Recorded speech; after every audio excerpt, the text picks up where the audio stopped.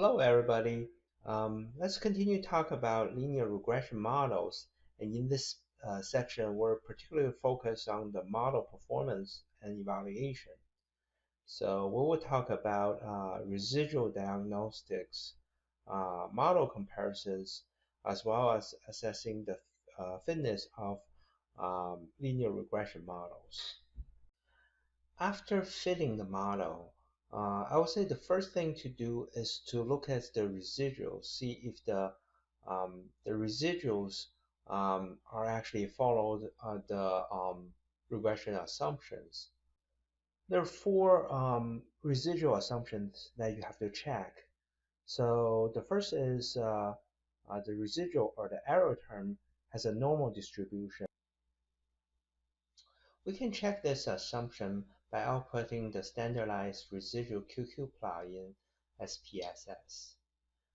If you plot all the residual values, it should form a straight line, just like what you see on the left graph here.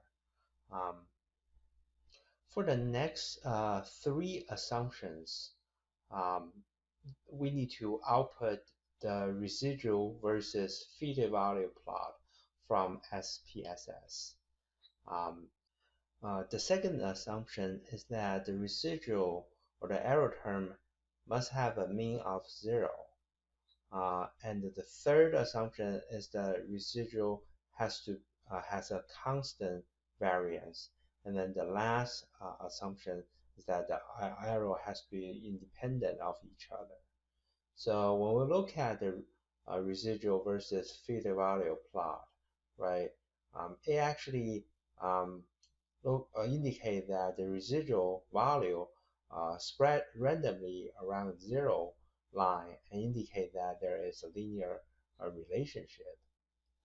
And you can see that the residuals forms approximately a horizontal band around a 0 line that indicate that the error term have constant variance.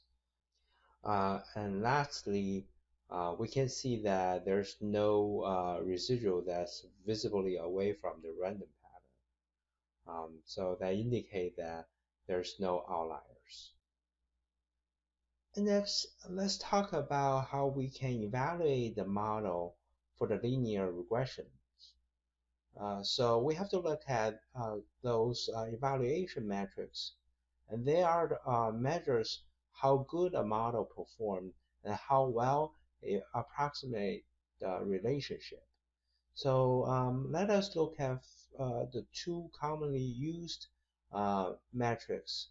The first one is mean square error, or MSE. The second one is mean absolute error. So I'm giving you the formulas here, but I don't expect you to memorize them because basically the SPSS output will give you the value for both. So what is the pros and cons of using MSE or MA? So using MSE, it actually penalizes the large errors. So if you have an outlier that has extremely large or small value, is far away from the straight line or the regression line, then you will have a large MSE value and is now good. So the higher value is indicate worse fit, and lower value indicates a better fit. And if you use MAE, it does not penalize the large error. And also the lower value indicate a higher accuracy of the regression model. So when you use either or both of the metrics, you do want to have both of the value, right, as to be as low as possible. And next, let us talk about R-square and coefficient of determination. So this matrix is actually represent the part of variance of dependent variable explained by the independent variable of the model. it measures the strings of relationship between your model and the dependent variable. So I'm also, again, I'm putting the formula here, but I don't expect you to calculate it by your hand. So the again, SPSS will output the R value for you. But you have to remember that R squared has the value between 0 and 1, and also is equal to 1 minus the residual sum of square RSS divided by the total sum of square or TSS. So the higher value of R squared indicate that a higher accuracy of the regression model. So this is R squared is very commonly used, and you don't need to memorize the formula, but you need to know the basic concept, how to calculate R squared and where that number come from. So lastly, let's talk about adjusted R squared. So adjusted R squared actually measures the variation explained by only the independent variable that actually affect the dependent variables. So the formula I'm putting right here is actually, you can, once you will have the value of R squared, and you will be able to calculate the adjusted R, right? So you probably want to know, what is the difference between adjusted R and R squared? So the main difference is that R squared described the amount of variance of dependent variable represented by every single independent variable, while adjusted R squared actually measured the variation explained by only the independent variable that actually affect the dependent variable. So as you can see, right, R squared tend to increase with increase in the number of independent variables. This could be misleading.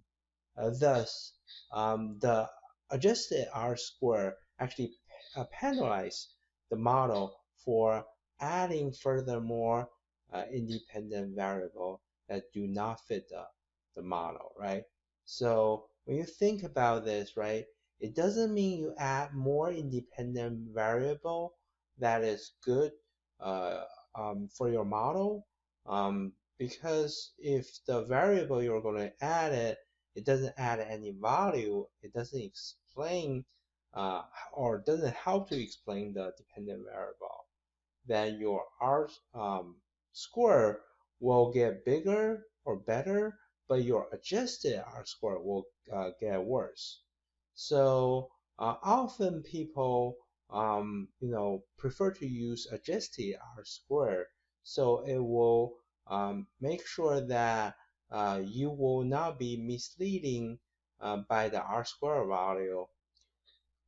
So if you build multiple models, and adjusted R squared is a better evaluation matrix that allow you to compare model by model.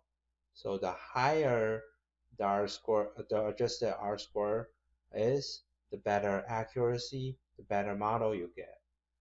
So that's the rule of thumb.